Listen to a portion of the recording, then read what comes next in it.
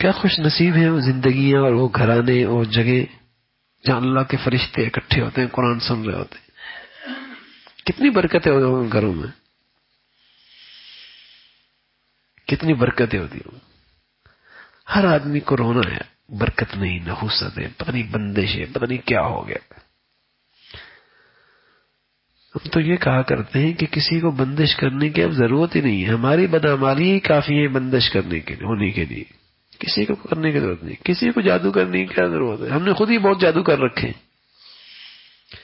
کسی کو اثرات کے لیے کچھ کرنے کی کیا ضرورت ہے، ہم نے بہت اثرات اپنے گھر میں پیدا کر رکھے.